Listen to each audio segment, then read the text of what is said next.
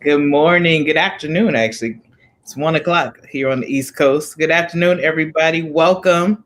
Welcome to our Leaders, our Readers Book Club. And once again, if you have not guessed, I am not Lewis Pollard. He's a wonderful person to be like. I am not Lewis. He's unable to be with us today, but I am Denisha Bonner. I've been with you all the last several weeks. I'm here joined by Pastor Dorian Cass. So excited that he's with us today.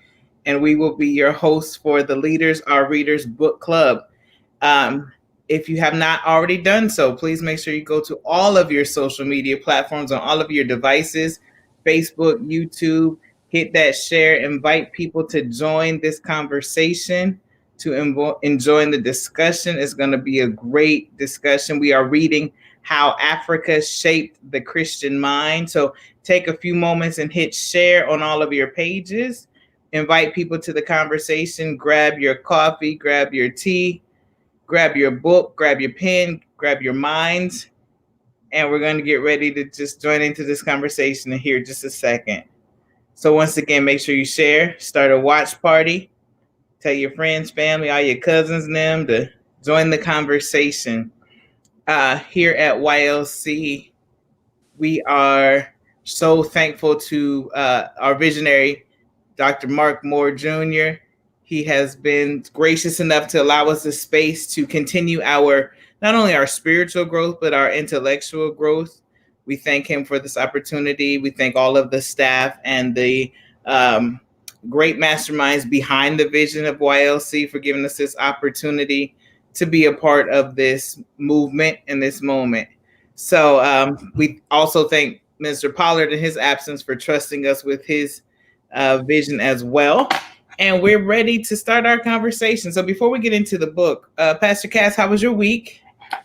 It was good. It was a good week, actually. We're at the church working on some opportunities to create some in-person worship opportunities for the folks at the church. So it's been very interesting working through the planning phases for that. But it's been good. I'm excited. I can imagine. How has yours been? It was busy. I did a lot of training with folks in Phoenix this week, so the time zone got the best of me. But it was full, but good learning and good, hopefully, impartation for them. That's good. It's so hot in Phoenix, though. It's probably better that you were doing that over I love it. Zoom and video. I'll take it. I'm generally there this time of year anyway. It doesn't bother me one bit. I'm a summer baby. So, Indeed. again, as you're coming on, as you're joining, please make sure that you share and that you are ready for a little bit more of conversation today. So, Pastor Cass, where would you like to start? I was thinking about the scripture, and we often quote it in church all the time. And all you're getting, get understanding. I don't know if you have any insight on what that scripture is talking about, or how that might be applicable to our work that we've been doing here in this book club over the last several months. Thoughts about any of that? Sure. I love that scripture. Wisdom is the principal thing, and all that get an understanding. I think what's wonderful about the book club in general, and even the type of information we're reading now, it tells you that understanding is you got to get understanding, meaning it's an acquired, it's an acquired thing. So often, and so much of our modern Christianity is led by this internal feeling and emotion, and I sense, and within my spirit, it's this very individualistic, self-centered view of following God and sensing Him and getting to understand Him. Our experiences mean everything, right? And we have some people that have never done anything but read the Bible and then interpret it through their own internal lens. And sometimes that's a mentally unhealthy lens, an emotionally unstable lens, and we're trying to filter the Word of God through that. And it's so important to understand that understanding is something that is an acquired possession that exists outside of us, that we must go and seek after, and we provide the desire to get it. And it's revolutionary when you find out that there's a whole world of understanding to be had. Absolutely. And I think that's the power of these spaces, even reading this book and others, those that we've read already and those that we're going to read, that it gives us more understanding. As we talked last week about reading about the authors, reading who the authors read, reading about the Bible, taking outside of our context, which is generally very myopic or one lens or one viewpoint. So as we keep going, and the Bible instructs us to get understanding, even beyond just the Bible. So Right. that's pretty powerful. Because you can't understand the Bible well unless you know it is something that you have to seek to understand. And I think that's that. And again, that might sound like circular in its reasoning, but like I don't think you can truly grasp all that the scriptures have for us in our lives unless you know that it is actually a journey, and that's a part of our journey is doing the work to genuinely understand and grasp what is intended to be communicated to us, and it really enlivens your reading and your study of the scriptures when that becomes a center point. Right.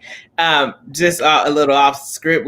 I was talking with a young lady yesterday, and we were talking about how to study the Bible and reading different books. And one of the things I think people even miss the basic principle, making sure you have a dictionary. Sometimes she said, I'm gonna get a Dakes. And I said, leave Dakes alone. Sometimes we got to master good grammar. We got to master good, English language before we go to the next language. So just making sure that as we're reading this book, I found myself looking up a lot of the terms, a lot of the words, looking into who we're talking about. But in this conversation today, let's talk a little bit about our author. And I'm so curious, if you don't mind sharing, how did you come to this book? Because I know you brought this book to us, but how did you come to it? Yeah, so I had I came to this book the way I've come to a lot of information. Like I said, I'm kind of a self-educated person, and I'm a debater. I love winning debates. I love being right to a fault. Like it's it's just a part of my personality. Like I grew up in a family where we debate for fun. Like that's our family pastime. We'll sit around the kitchen table at Thanksgiving and argue all night, and then hug and say we love you and see you next time, right? And I hate being wrong or being uninformed. And I'll never forget having a conversation with an individual that left my church that was kind of heavily involved in Hebrew Israelites and 5%ers and things of that nature. So now we're having lunch and we're talking through a lot of things of, that they're trying to, a lot of holes that Hebrew Israelite kind of doctrine was filling for them. And a lot of things I found out was genuinely like this African identity that they seem to be missing in the Americanized Christianity that we preach and we teach and we spend our time in. So I just went on a search for anything that I could find about,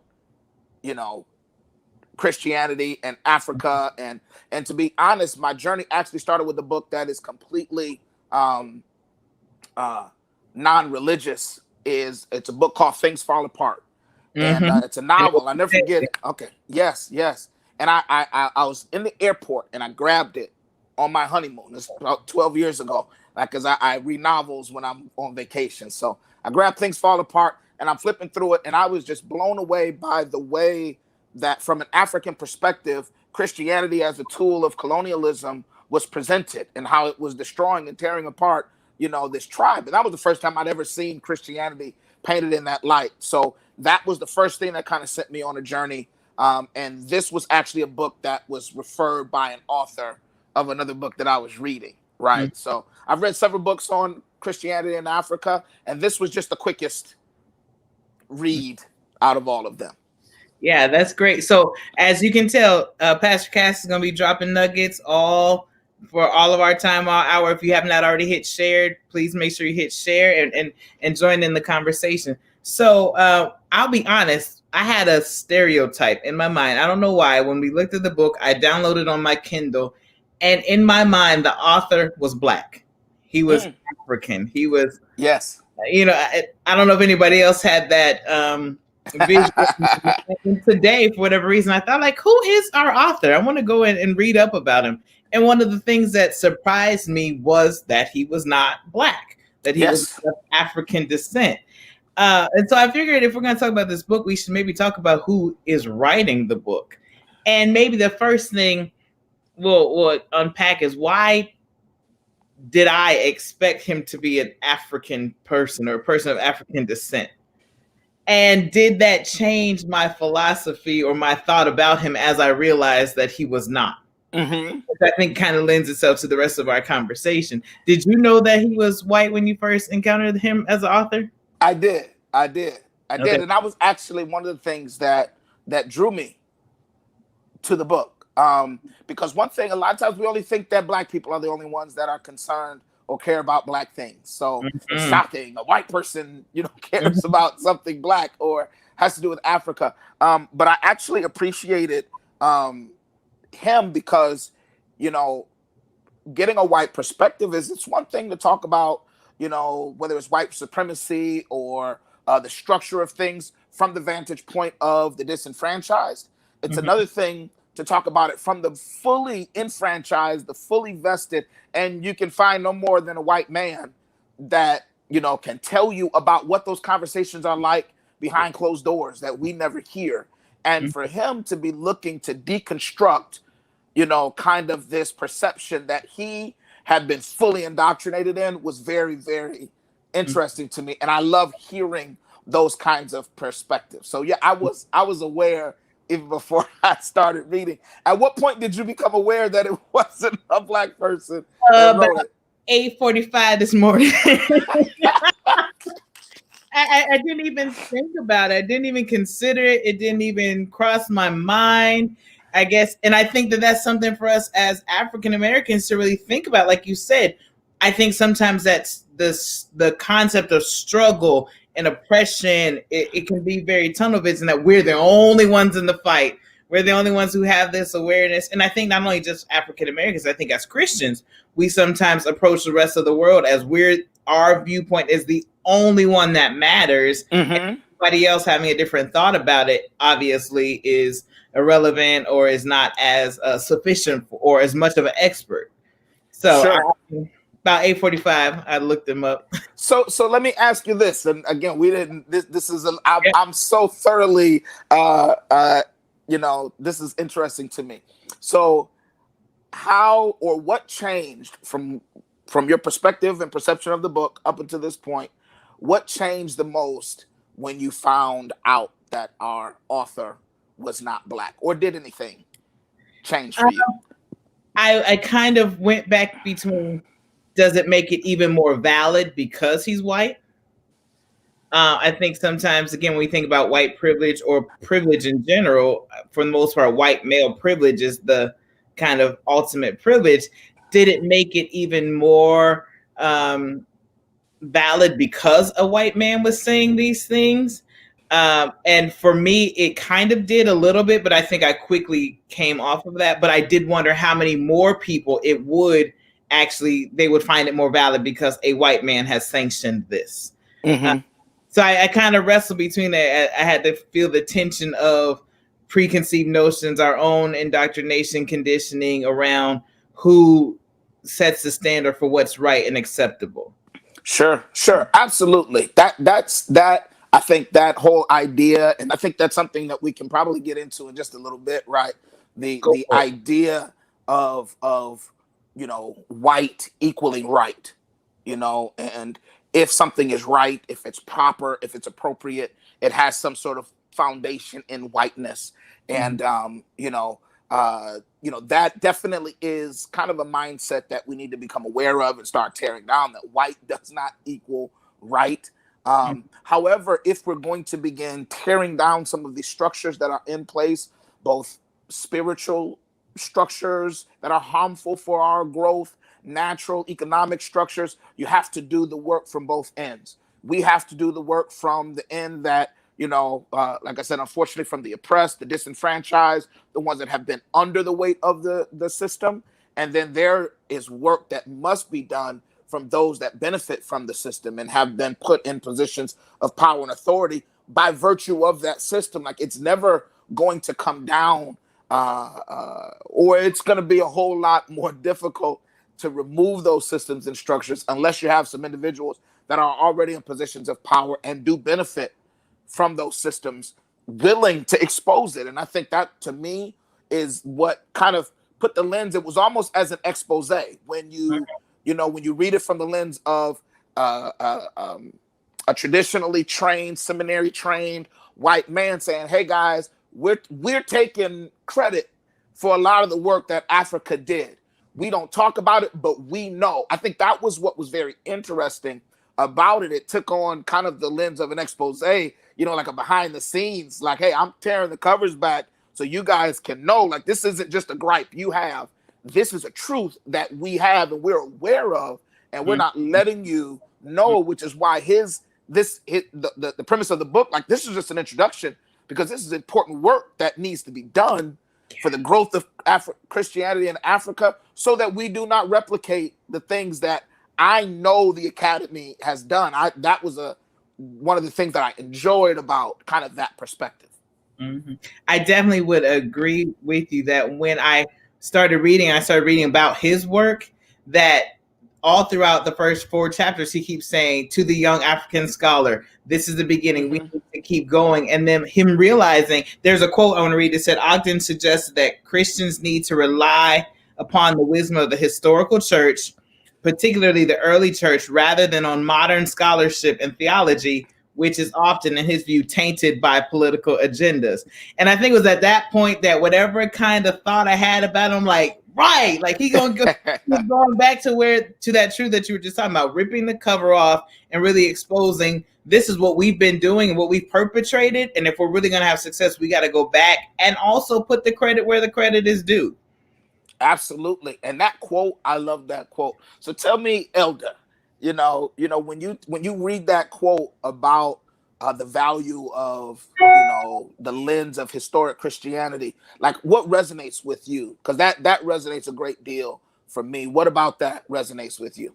I thought about, even sometimes in 2020, how we have this conversation about old school, new school, and what's right and I was thinking about this particular quote around the agendas behind certain movements. Yes. And sometimes, even when we talk about old church in America, we'll say all they had was Jesus. All we had was Jesus. And I think when I heard this about this part, I thought all they had was truth.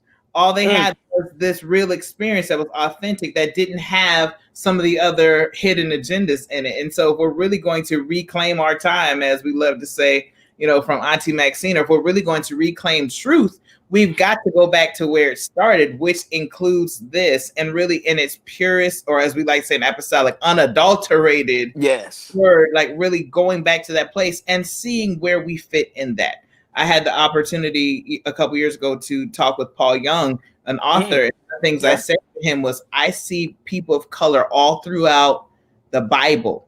I don't see them in Christianity. And I think that difference is, most people think the Bible and Christianity are one and the same. And sadly enough, they're not. They're not. We continue to use it as, political forces or forces of power and privilege, and really elevating people back to their original status, particularly people of color, and giving them their rightful place next to everyone else that we deem as the pillars of the faith or our founding fathers, but realizing our founding fathers were actually people of color. And he often talks about the patristic work that he has studied and how much that shaped the worldview. So I think the historical context has to be where we start, because things don't go wrong, they start wrong. Absolutely. Yes. They don't just go wrong, they start wrong. And there's normally a reason why it's wrong. I think that's the whole thing that we miss so often in trying to fix problems, that we think the problem arose out of thin air, and we don't know that it's wrong before, most of the time, for a reason. Somebody intentionally set this up. And even more so, when we talk about old, sometimes we're talking about like the 70s. Like our view of Christian, we're like, oh, that's old school. It's unfortunate I'm old enough now where it's like the 90s, which I love, that's like old school church. And that blows my mind, right? Like, that's what we consider old. But here's the thing, and I've railed on it in these conversations already in the past, when we talk about the Southern Baptist Convention, the Assemblies of God, the UPC, a lot of white denominations within this country. There's a reason why they want history to start with them. And the reason why their doctrine is the way that it is, the definitions of justice that they have as organizations are what they are. Like, in our current moment, we have to allow historic Christianity to help inform what justice means. Because if you let the white church tell it right now, justice is only like abortion, and that's it. Abortion and guns. It's about the only type of justice that the church can care about, right? But if you understand historically, I mean, and even the history of white Christianity in America, why it is intentional that it can't have a broad view of justice, because it was formed in order to keep a whole group of people from getting access to justice. So there's no way that organization can have a robust definition of justice. That's why we must begin looking for historical Christianity that does not have the trappings of our current moment, where we're fighting abortion rights.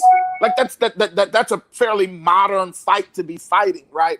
And then that can completely color our view of scriptures. He formed you and he knew you in your mother's womb. That's a completely anti-abortion text that was not written to combat pro-life and pro-choice arguments, right? And we don't handle our Bible well when we leave scriptures in these new modern contexts that are created for specific reasons. And I think it's freeing to realize, oh man, they're interpreting the Bible a specific way for a reason. They don't want women to do things because women couldn't vote when that organization was formed. So you think they're gonna let a pastor and be in the pulpit and they're gonna interpret the scriptures rightly around that around that doctrine? So his history like frees us to see God and his intentions really clearly.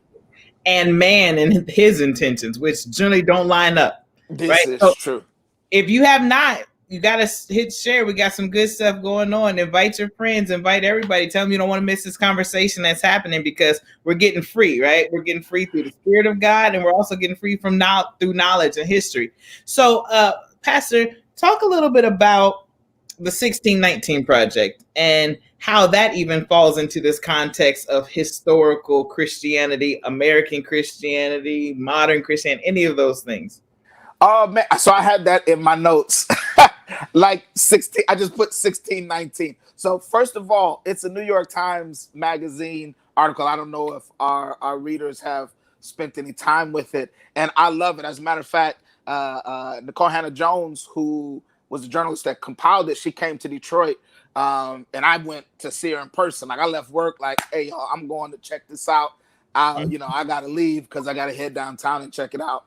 And I think it's such a wonderful project because it is a reframing of American history to tell the story from a vantage point that does not get told in mainstream America. So it really draws the line how slavery, which actually started in 1619 before even the founding of these United States, how it influences so many things about our country that either we don't know or is intentionally left out of the books. How slavery informs our capitalism, how slavery informs our wealth here in the United States, because the United States will love for you to believe we're rich because we're industrious and work harder than everybody else, as opposed to we're rich as a nation because we had hundreds of years of free labor picking cotton, which was the most valuable thing in the world at the time, right?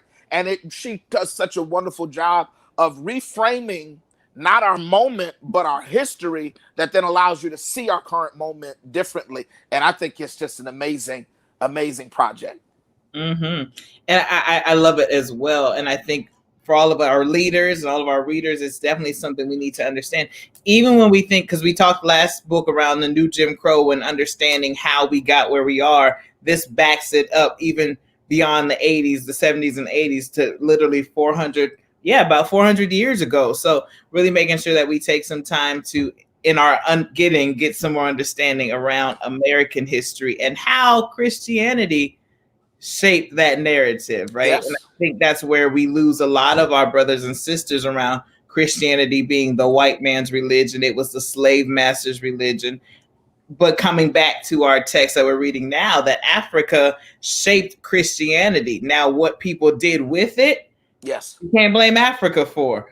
Right. That's an American problem or a European problem. But where it started in truth, and it started with the actual, power and purpose of God. So let's dive into chapter 3. It's called Defining Africa. Yes. What were some of your thoughts around this particular theme, around why he spent so much time defining what he meant around African or Africa? Yeah, so this is one of those things where I appreciate the perspective from a white person Mm-hmm. saying, hey guys, let's be clear on something. There is an intentional motive for us to divide Africa into these spaces and things so we can call something, either the Middle East, we can call it Northern African, meaning it's less African, Mm-hmm. and that's intentional. And I think it's something, it's one thing for someone that's had something stolen from them saying that used to be mine. That Mm-hmm. was mine. It's like, sure, everybody wants to say that that was theirs. It's Mm-hmm. another thing for the person that stole it and has it saying this is valuable, everybody wants it, but I took it from him or I stole it from her. And that framing, and I think it's an awesome gift for us in our identity and our pride and our power to understand the true nature of what really makes something African, right? Mm-hmm. And I think that was what was so beneficial of that, of that portion of the book. My big takeaway is like there's no spectrum of African. It's African. Like if Mm-hmm. it's happening on the content, it qualifies as such. Especially for those of us, I don't know what part of Africa my family is from. Like you can have some speculation, and I haven't given my DNA to one of those to one of those online DNA sites for them to tell me. I'm a little skeptical of that, but Same. that's neither here nor there. I'm not randomly sent in my DNA to a stranger, but to find out. But I think that's important. I don't have Ghana to call my home or Kenya to call my home, and I think it's important for us to be able to own the importance of that African identity and like the potency of that. I think was so critical coming out of that portion of the book. And I think the reality, as you were speaking about making things less African, as if it somehow changes the value of it, speaks to the same thing that's been perpetuated in out throughout our history, going back to the 1619 Project and all those different things, where it was always to divide the slaves, right? So, the lighter versus the darker. Yes. And I think he does a great job of identifying if people were from the Nile region or if they were from Tunisia, not or the sub-Saharan. It was still Africa at the end of the Yeah. day, and reclaiming all of those things as African and not allowing it to be any less valued. At one point, he said the Africans who spoke Greek were no less African Yes. than the Africans who spoke Kenyan or Ghanaian. And I think that has to be something we have to evaluate, why we want to divide. What was their purpose and what happens when we continue that divide? Yeah, yeah. I think you make a great point about so many of those divisions are thrust upon us from the outside in order to create division and lessen our power. And whether it's and I'm aware of all of them, whether it's up north, down south, right? Speaking proper or speaking what we would call, African American vernacular English or, Ebonics versus light skin, dark skin, good hair, bad hair, all these things. And here's an interesting perspective I have on these things. And again, why I said him being white in this particular book is, I went to school with mostly white people, went to church in the hood, went to school with mostly white people in middle school and high school. And it's an interesting thing. I had zero clue that the depth of this whole light skin, dark skin thing. Because around white people, we were just black. Like white people, like there was no like hierarchy that you're, at least in my experience, right? There was no hierarchy of being something better because you were light skinned. You were just black. Like and then when I move into other spaces and there's this mostly black spaces, and then there's this conversation about light skin and dark skin, you realize that's something that they gave us for us to fight about that isn't moving them nearly as much as we think it is, right? And for his perspective, right, to say, hey, listen, Africa is Africa, which is why, and we know it, which is why, and he also talks about, creating this bias that if something did come out of Africa, it must have some secret European origin, right? That they know they have to completely try to steal that identity, so we don't have that pride, we don't have that power, and we can start fighting over Northern Africa, Sub-Saharan Africa, as opposed to owning the power, that comes in our collective identity, whether it's light skin, dark skin, like to white people, like that's Mm-hmm.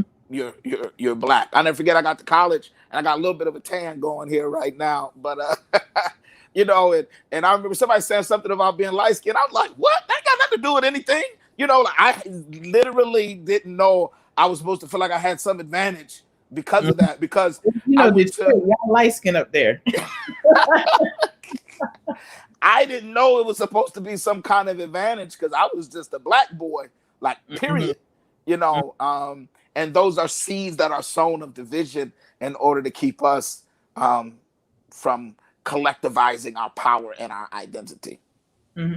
In both chapters 3 and 4, he talks about that Pan-African spirit and what the attempt of the Pan-African spirit was. And he talks about how essentially creating unity of, if you are from anywhere in Africa or you are from the African diaspora, you are a part of this wealth of that comes from Africa. And I think that the challenge for especially the Christian faith is that all of our treasures that come from this, we need to reclaim that and deposit it back where it goes. Not that we still don't praise God for our brothers and sisters all over the world, but losing what we know to be truth, because it started anywhere it started. And it also made me think about the one drop rule in America, right? So slaves were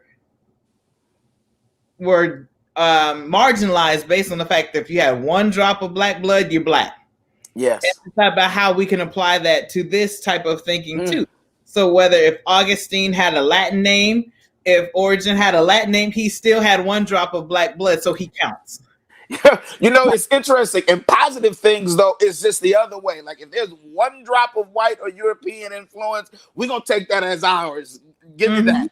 And because we get to write the books, we'll take rock and roll and we'll say it's ours. We'll take R&B and it's happening now and say it's ours. When there's so many things. And again, a 1619 Project, man, I can't recommend it enough, because it'll kind of paint the picture of how things are stolen from black people and made white over time. And our Christian history is absolutely one of those things. And it's funny, you're saying that, like, it works just in the opposite, right? If there's one drop of European influence, Augustine was born in Africa, raised in Africa, educated in Africa, Latin name, that's white. Like, wait, how does that happen?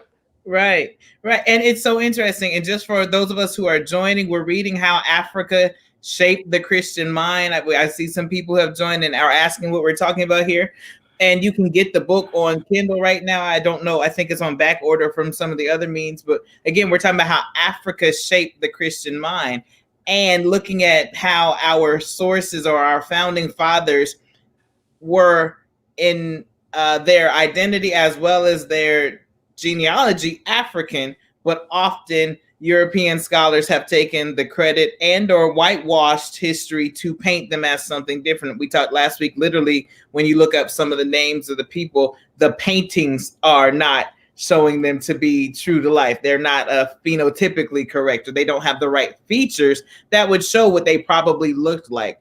But really making sure that we put things back in perspective so that we understand our starting point to know how we navigate our course forward. So again, we're reading how Africa shaped the Christian mind.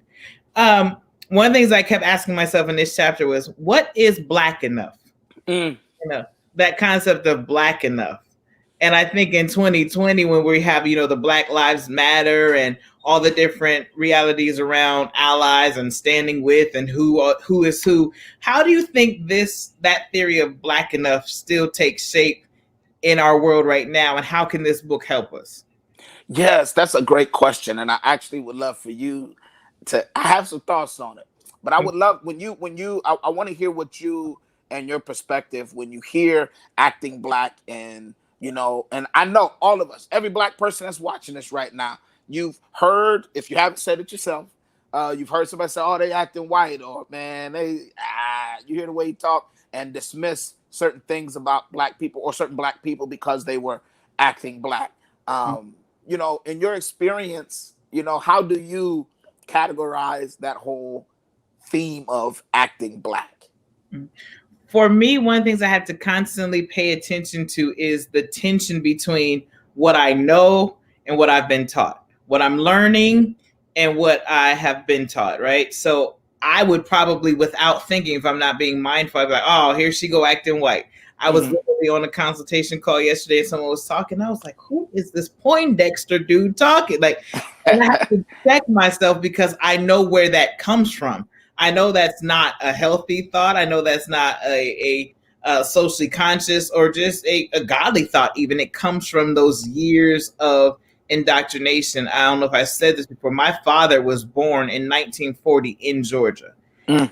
The loads of indoctrination that he and his family have that they pass on to us, Yes, very present. I'm so grateful for these last, say, 20 to 30 years of life where we have slowly been, I remember when I made the choice to go natural, like that was a major psychological shift before it was a physical shift, right? Mm. So I think when I hear people say, or I even myself say, acting black or acting white, I had to pay attention to where that comes from and Yes. what it was always designed to do, and actively dismantle it, or actively, as I think Ibram X. Kendi talks about, you have to actively dismantle racist thinking.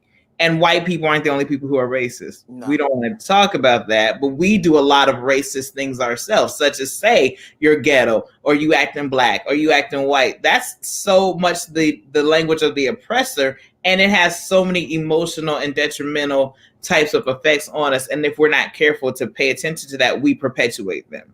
Mm-hmm. Absolutely. It's funny how it happens. So my father was born in 1950 Alabama, right? Okay. And I, and it's quite interesting. I don't think a lot of those negative things were intentionally put on us. I don't want to, that wasn't necessarily the way my household works, but it's funny. And my brothers and sisters and I laugh about it often. We moved from the east side of Detroit out to the suburbs when we were younger.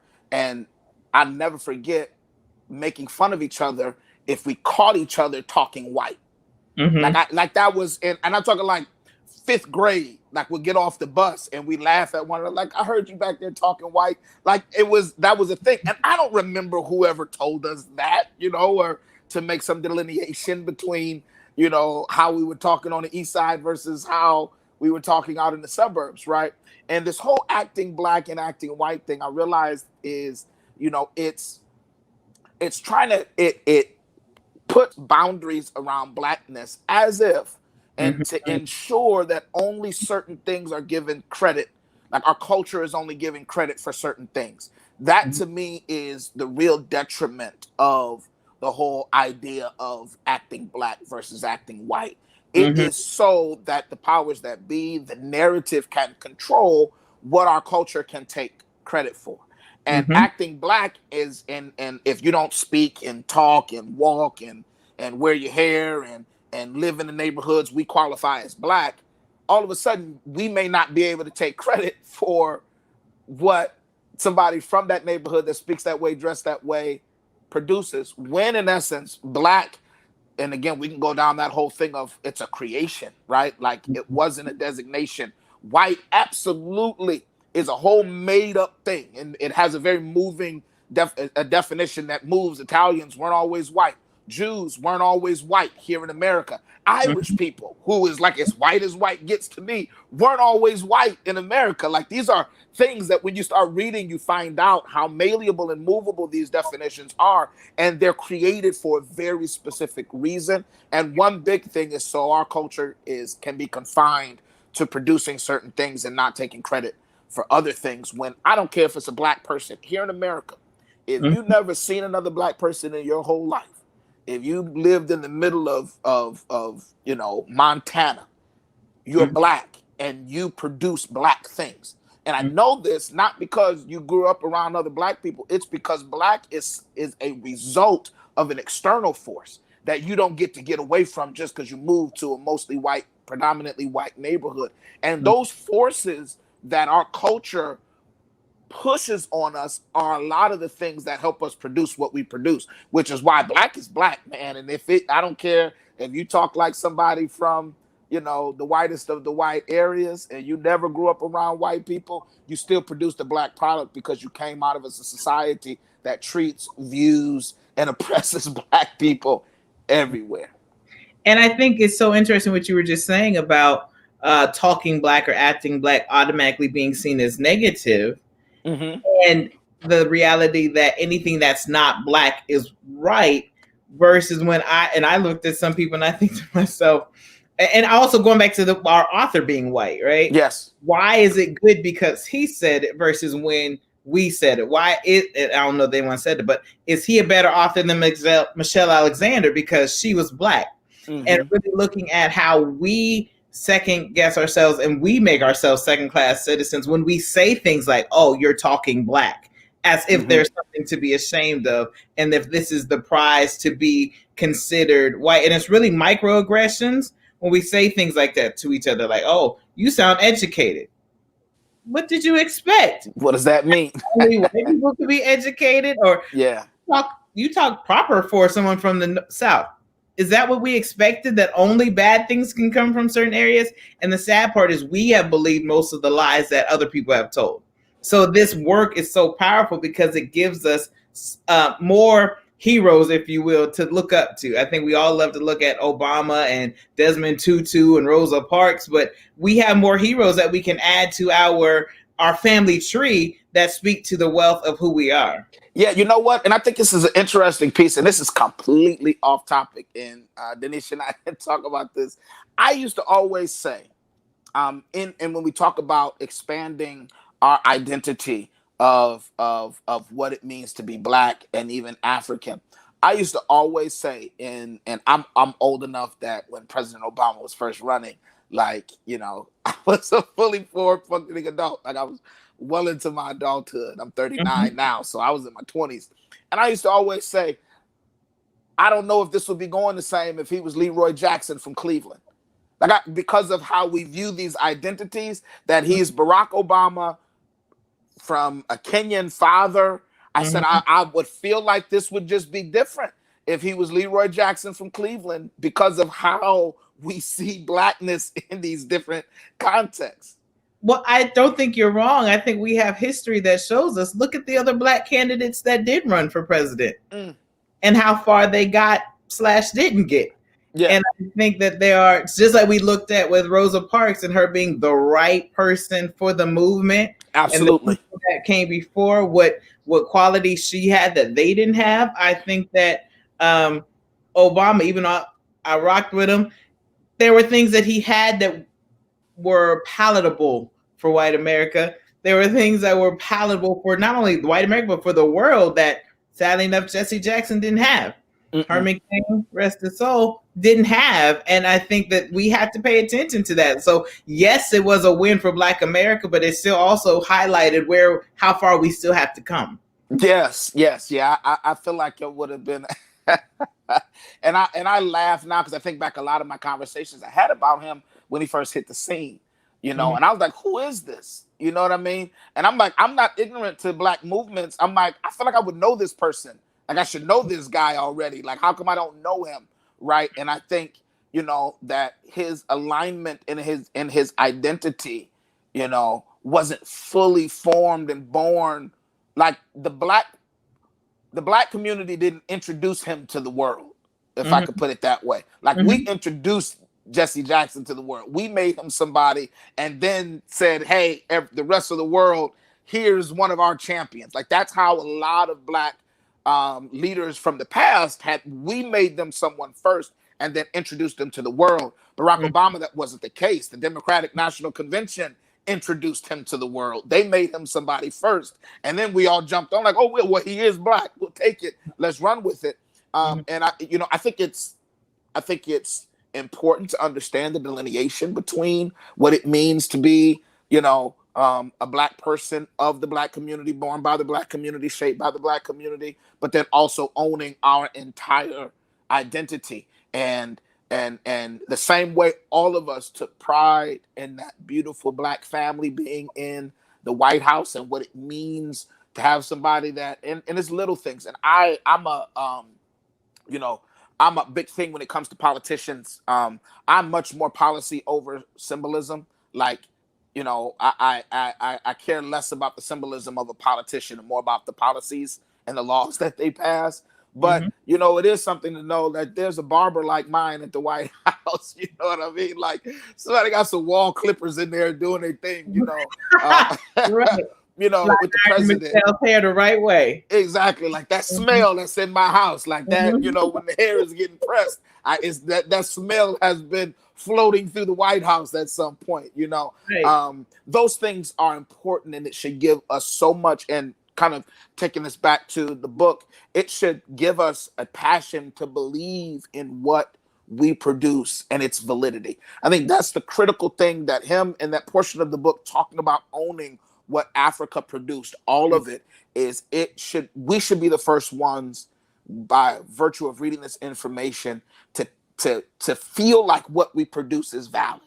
Mhm. That's one of the big things that I want, and it's important for me when I hand this book to people, is to say, I want you to feel like what you produce is just as valid, has just as much credibility as anybody else, as any other culture, as any other Christian background. What you produce can stand with any tradition that's out there. Mhm. And I think that's so important, even from an emotional perspective. Like, what happens when we realize that's who we are? How Mm. much of a boost is that? How much of how empowering can that be when we realize the truth of our being? Not just, what we do, but who we are, and how who we are impacts what we do. One of the things I jotted down as I was reading these two chapters was accepting without questioning. Mm. And I think the author really calls us to stop doing that. Like, how many things have we accepted to be this way and we did not do any exploration or do any study? And when he calls on the young scholars, or what I put in parentheses in my notes, the young leaders, because we're talking to, Young Leaders Conference. And I think that's our call, that's our mandate now, is to really do further study and exploration and really stop accepting without questioning. Mm. Like, seen pictures of Augustine. I've seen, I've read different people who quote them, and never in my mind before this book did I realize that they were of African descent. And the danger of accepting without questioning. Talk a little bit about that. How do you see that being dangerous for us? Yes, accepting without questioning is what makes smart people dumb. Mm, Like it is what ensures that oppression gets passed from generation to generation. It is what ensures that the disenfranchised remain disenfranchised, that the powerless remain powerless, that information remains confined to certain spaces. Questions are the most important thing. A good question has the power to unlock your future. I tell people this all the time. There's a book out there. It's called A More Beautiful Question, that I've read, and it's amazing. And that the most powerful thing that we have, even when it comes to inventions and progress, is the ability to ask great questions. That mhm, so many people that have come up with some of our greatest innovations have been people that have been willing to ask questions like, why does it have to be this way? Or why is it that way? Why should we keep it this way? Why can't we do this? Right? Or how do you know that?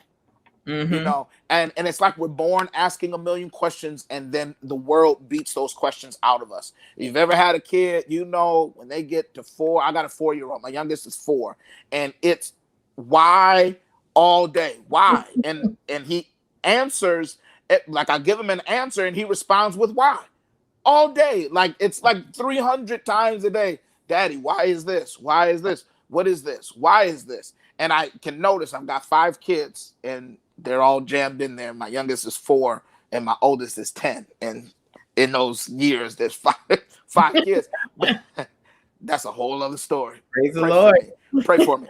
I love my wife. Yes, Lord. Yes, Lord. Is the difference between how many questions the 4-year-old asks and the 10-year-old asks. And Hmm. it should make you wonder why our school system like beats the desire to ask questions out of us until we're adults and we feel like it's dumb to ask questions, where we have to go into meetings and they have to go, please, if anyone has a question, please ask. If Hmm. anyone has a question, please ask, because as adults, we're told that your ability to grasp and believe what's been given to you on the first go round is a sign of your intelligence, as opposed to the one that's willing to say, hold on, how do you know that to be true? Either you're a troublemaker, or for some reason you're not intelligent enough to just know what we all know. And asking questions, asking healthy questions, man, it's such a powerful tool for advancement and tearing down falsehoods. Mm-hmm. So we've been good, because I know we're guests. They're letting us do this. But yes. We got to take a little trouble. All right. Okay, I'm with it. How? Because I heard you talk about how the educational system has, beat that out of us, or Yes. conditioned that out of us. How has the church done the same? Ooh. Okay. All right. You want me to go, or are you gonna do this? You got it. Come on. So one of the things that we have to understand about the church, that it is a power structure just like others, and that those who are in power have a vested interest in staying in power. And so often, and this is the church from this current moment all the way, especially when you get the Holy See in Rome and things of this nature, there's a vested interest in retaining power. There's two things. Number one, the church doesn't do well with saying, I don't know. Mm-hmm. I was having a conversation on the podcast about mental health in the church and why the church doesn't handle mental health well. I said it's the same, because we don't, like how the brain works, we're just learning to understand that. And when we don't understand, we call it a demon, and we, ascribe some random spiritual answer to it, as opposed to just being able to say, I'm not sure why, that happens. And that goes both ways. People in power don't like saying, I don't know. And people wouldn't love coming to their pastor and setting up a meeting, and your pastor only has, I don't know, to offer you. Like, nobody would like that. But the church has absolutely done this thing of, well, I think it's white. I'm going to be honest with you. I think it's a white European kind of perspective on intelligence and knowledge, that right is access to power as opposed to the pursuit of knowledge. Like, that's a very cultural thing. That pursuit of knowledge in certain cultures is what is noble, as opposed to possessing the right answer is what gives somebody power. And a Western version of Christianity, as opposed to, and the Bible always makes noble and valid and righteous the pursuit. It always makes the pursuit, and all thy getting, get an understanding. It's not like you're great when you have it. No, and all you're getting, get it, right?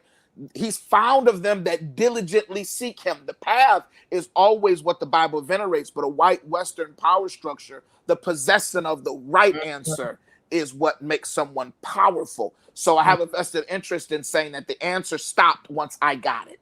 So nobody asks any more questions, because if we make it a pursuit again, now my position has been lost as the possessor of this answer, therefore the possessor of power. I love that. I love that. And my answer I wrote down, and somebody put it in the comments, is pride, because I think that has a great deal to do with, I agree with everything you just said.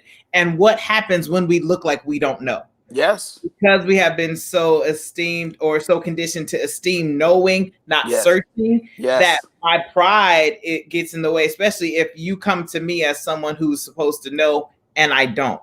Yes. I tell people all the time, one of my greatest deliverances and one of my greatest freedoms came when I learned to say, I don't know.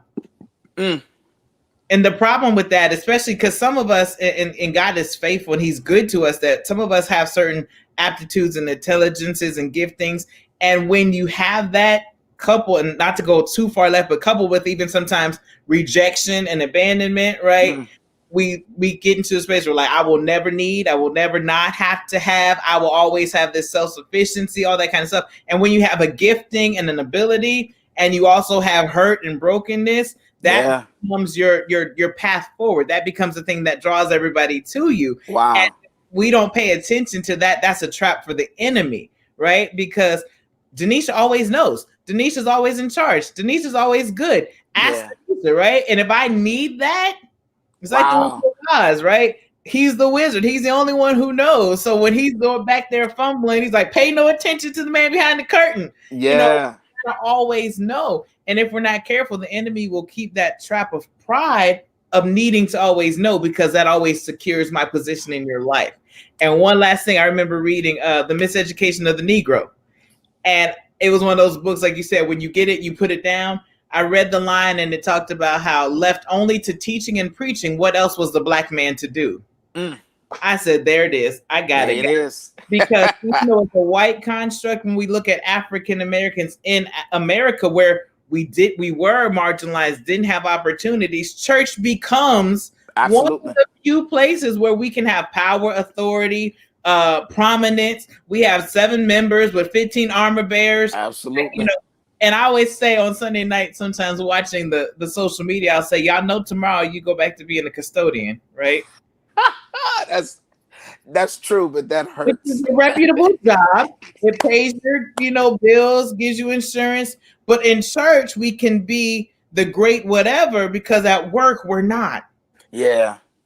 And if Yeah. we understand the power and how we keep that seat of power, always need me, always come to me. Yeah. I'm your spiritual this, that, or the third, because this is the only place that I really get respect. Wow. You know what? And that's so true. That's so true. And I think it's one of the detriments of the Black church is that we use it for affirmation way more than it's intended to be. And I'm not talking about our relationship with God for affirmation. I mean our position within the church as Mm-hmm. our affirmation so Mm-hmm. much more often than it should be. And you're right, right? For historically, that was a Black man's path to prominence and to respectability was to be a clergy member. And now it's unfortunate that we don't get everything out of our spiritual lives that we should because we're trying to get some kind of natural validation out Yeah. of it as well. And I'll be quite candid, and it's one of the reasons why, as a pastor, I still have a job. I work in corporate America. God has blessed me to be successful and have like a 17-year career in corporate America because it keeps me connected to the real world. It's one thing to always be at the church where everybody's like, okay, what can we get you, Pastor? Can you get anything else? And being the final answer of what's right and what's wrong. And then on Monday, I go into the boardroom and we sit around a conference table and I'm just one of many voices, right? I'm not, Mm-hmm. and I have to find other ways to get affirmation and be someone there. And it keeps pride in what it means to be a pastor in its right context. And it's funny you say about that pride of having to sound like because I think it's one of the abilities of a preacher. You can always sound like even when you don't know. When you're Mm-hmm. preaching, sometimes the worst, especially when you're a young preacher, the worst feeling in the world is that silence when you're trying to figure out what to say next. Like I used to Right. hate that when you first start preaching and you get up there and for some reason there's like this pause. Either you lost your place in your notes and it feels like they can tell I don't know what I'm getting ready to say next, and you just feel like you have to start talking. But it's one of the reasons why I started a podcast. And I'm not trying to do this for a plug for my podcast, but it's the reason why I did it because it's a space for me to talk about topics in a less than demonstrative, dogmatic way. I can be saying, well, here's my thoughts. I think, I'm not sure. This is my speculation. Because so often in pastoral ministry and preaching ministry, we don't get to talk that way. To say I'm purely speculating, but I'm not sure. Or this is what I think, and I had to create a whole other context for me to be able to say, "Hey, if you click into Necessary Conversations with Pastor Dorian, you're getting my thoughts. You're getting an inside look of what it looks for me to process. That I don't wake up in the morning every morning with just a dogmatic answer on any topic. So it's a dangerous thing in the church that we don't make the pursuit of knowledge, the pursuit of information, the pursuit of righteousness noble. We make the possession of it, and everybody is waiting for their turn to be the possessor of the seat. That's so powerful. And as we're coming to the end of our time, a couple things. Necessary Conversations is your podcast? Yes, Necessary Conversations with Pastor Dorian Okay. is the podcast, and we talk about everything. We talk politics. Like our last episode was on mental health and the stigma of what the church believes about seeking counseling and seeing a psychiatrist, right? Like that was the conversation. Of course, I don't have anything dogmatic to say other than I think it's healthy to seek counseling and therapy. But it's just a way. It's a conversation I have with a friend of mine. He's a pilot that's a member of our church, and we're friends. We were friends before church, so it helps that the dynamic isn't pastor member. It's Right. friends having a conversation, and he can challenge me and say, Dorian, I'm not, Doe is my nickname. So he'll call me by my nickname and we have a conversation about a lot of different things. So I know our good sister Adelia is watching. If you could put that in the comments for our followers, I greatly appreciate it. So necessary conversations with Pastor Dorian Cass, and I know our followers often want to know when you're gonna start your Facebook page. So I'm gonna do my due diligence and put that out there for our listening audience. Well, that podcast is my, the That's podcast is out there too.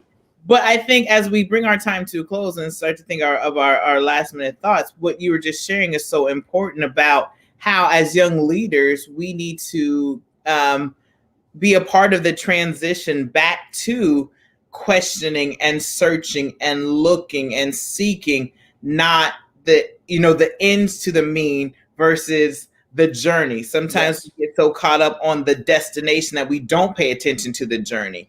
And God is all about the journey. We know the end is already written. And a lot of times I think our anxiety can get developed because we're trying to get to the end instead of going through the process. I tell people all the time, I'm a process person. I don't really care what the end is. I need to be a part of the process. And so the power of the process of wisdom and obtaining wisdom. We started by talking about how we are getting an understanding, not being like, I got it, because my dad would say, don't ever think you've arrived, because when you do, there's nothing left to do but leave. That's Georgia wisdom, apparently. And it's true wisdom. So really, as we think about our book and what this is giving us the opportunity to, is to not just accept something as is because that's what we heard, whether that's about Christianity being the white man's religion, or just sometimes what we hear in our conversations around Christianity. I am the person that's always asking why, or I'm always researching and Googling, and there's power in that. And so for us as leaders to make sure we are looking, and for those of us who think we are a little bit in front, not being upset with people asking and questioning, because maybe there are some things that they see that we didn't see. And it's a great opportunity for us all to learn together. What are your last thoughts, Pastor? Absolutely. I think, Denisha, what something you said is so critical. I think these young leaders, and I think specifically those that have committed themselves to a book club. Now, and I'm not saying this just because this happens to be an aspect of YLC that I have been blessed to be a part of, but I think it says something very specific about the type of leader that would say, despite all the different things that this great conference and this great collection of leaders and thinkers has to offer, I'm going to spend my time with those that are reading and expanding their knowledge. Let this be the first generation of leaders that don't see questions as disrespect, and watch how much further we go. Like, if we can't commit to much else, it's inevitable that you guys are going to be the ones that hold power sooner rather than later. And if we can make the commitment that we're going to be the first group of leaders that do not see our ministers, our elders, our young people asking questions as disrespect or as a threat to our positions, I promise you, we will have put a dent in the enemy's kingdom, the likes of which we haven't done in a very long time, if we can just make that commitment alone. And then also, I think a book like this is really important to read every now and then, actually often, because books like The New Jim Crow, they bring you to conclusions really quickly, and it takes you to a new place. Now I'm at a place, as opposed to books like this. It's a stop along the journey. And that's what can be challenging about books like this, is because it's just a journey. It doesn't feel all the time like a destination. But I want to encourage you guys that you have to get fulfillment of knowing this is another step in my journey. I don't even know what direction this particular step took me, but it moved me somewhere. And that's the value of information like this, that I don't know exactly how you're going to use this particular book, but know it moved you. It took you somewhere. It moved you further along in your journey. And that's the real value, not just that it took you someplace. And so often, books we read, one way to identify a poorly researched book or a less than valuable book is what it claims it's going to do for you. If it claims it's going to make you rich after you get done reading this book, if it claims it's going to make you a great preacher as soon as you get done reading it, if it claims that a destination can be guaranteed by its reading as opposed to another step in your journey, like, that's how you can identify. And I'm so grateful for people and thinkers like yourself, Denisha, Minister Pollard, and even Elder Moore, that know the journey is the noble thing. That's the valuable thing. That's the principal thing. Yeah.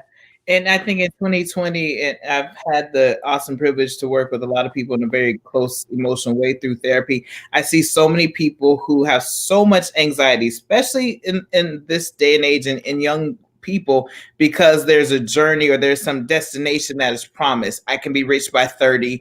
I can be a millionaire I can be retired by 35. And when that doesn't happen, it causes a lot of angst and a lot of self-defeating thoughts because I must have done something wrong. So I think as we sign off today, I just really want to encourage our young leaders to get comfortable with not knowing. Yeah. Comfortable with finding out, because as you were saying, it moves us somewhere, and God does not waste anything. No, he doesn't. If you don't think it got you where you were supposed to go, it was definitely a step in the right direction. It was a step in the journey. So, as we sign off for today, keep reading. We can't wait to see what you think about 5 and 6. I'm excited about those next couple chapters. And we're okay with asking questions, because the answer has to come from a question.